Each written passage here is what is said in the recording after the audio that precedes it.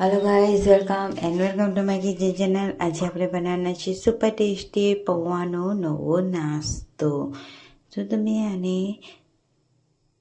Breakfast માટે કે નાની એવી ભૂખ માટે તમે ખાઈ શકો છો અને એકદમ હેલ્ધી એવો નાસ્તો બનીને રેડી થાય છે।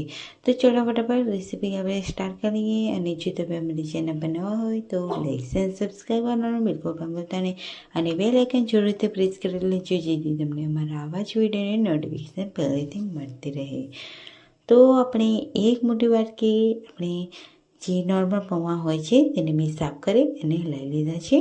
તો હવે આપણે તેને 10 મિનિટ માટે તેને પલાળી દઈશું। તો આપણે મેં વોશ કરી અને એકદમ સરસ રીતે આપણે ઢાંકી અને 10 મિનિટ માટે રેસ્ટ માટે મૂકીશું પૌવાને। તો મીડિયમ સાઇઝના 3 બટેટાને મેં છોલી અને આ રીતે ઝીણે ચોપ કરી લઈ લીધા છે। તો હવે આપણે તેને બાફી લઈશું બટેટાને। તો બાજુમાં 10 મિનિટ થઈ ગઈ છે। તો પૌવા એકદમ સરસ રીતે સોફ્ટ થઈ ગયા છે। તો આપણે તેને ધોઈ અને સરસ એવા આપણે તેનું પાણી સરસ એવું કાઢી લેવાનું છે।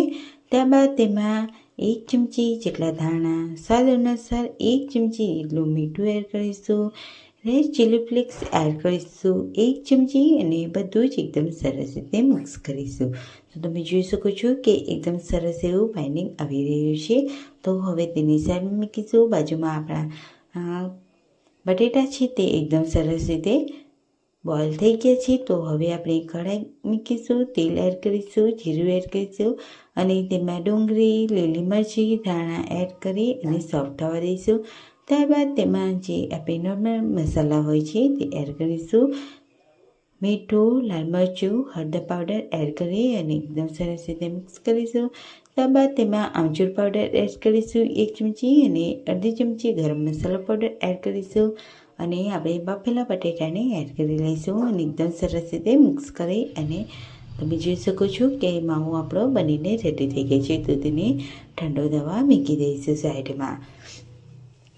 તો હવે આપણે જે પૌવાની સ્ટફિંગ હતી તેને આપણે આ રીતે ગોળ રીતે બનાવી લઈશું અને તેમાં જે આપણે બટેટાની સ્ટફિંગ છે તે એડ કરીશું અને આ રીતે પ્રેસ કરીશું, જેથી એકદમ સરસ રીતે બાઇન્ડિંગ આવી જાય। તો તમે જોઈ શકો છો કે એકદમ સરસ રીતે કોટિંગ આવી ગઈ છે પૌવાની। તો હવે આપણે આ રીતે બધા જ આ રીતે બોલ્સ બનાવી લઈશું। તો બાજુમાં મેં સ્ટીમરમાં પાણી ગરમ કરવા મૂકી દીધું હતું। તો તેલ વાળી ગ્રીસ કરી લીધી છે આપણે ડીશને। તો હવે આપણે પૌવાનો જેનો નાસ્તો છે તેને એડ કરી દઈશું અને આપણે ઢાંકી દઈશું। તો હવે તેને આપણે 15 મિનિટ માટે સ્ટીમ કરી લીધું છે। તમે જોઈ શકો છો કે એકદમ સરસ એવું સ્ટીમ થઈ ગયું છે। તો તમે આને આ રીતે પણ ખાઈ શકો છો, બધી તડકો લગાવીને પણ તમે આને એન્જોય કરી શકો છો। તો હું તડકો નથી લઈ, થોડા હું ફ્રાય કરી લઈશ અને તેમાં આપણે તેલ એડ કરેલું છે, તેમાં રાઈ જીરું એડ કરીશું અને સફેદ તલ એડ કરી અને આપણે પૌવાનો નાસ્તો એડ કરી લઈશું અને તેને સરસ રીતે સાતળી લઈશું। તો તમે જોઈ શકો છો કે આપણો આ નાસ્તો બનીને રેડી થઈ ગયો છે। તો ચલો ફટાફટ સર્વિંગ પ્લેટમાં સર્વ કરી લઈએ। અને જો તમને આજની રેસીપી તમને ગમી હોય તો લાઈક અને સબસ્ક્રાઈબ કરવાનું બિલકુલ પણ ભૂલતા નહીં, આ બેલ આઇકન જરૂરથી પ્રેસ કરી લેજો। તો આવી જ અવનવી રેસીપી સાથે આવતા વિડીયોમાં મળીએ, ત્યાં સુધી બધાને બાય બાય। અને તમે જોઈ શકો છો કે આપણો આ નાસ્તો એકદમ સોફ્ટ અને સુપર ટેસ્ટી એવો બનીને રેડી થઈ ગયો છે। તો ત્યાં સુધી બધા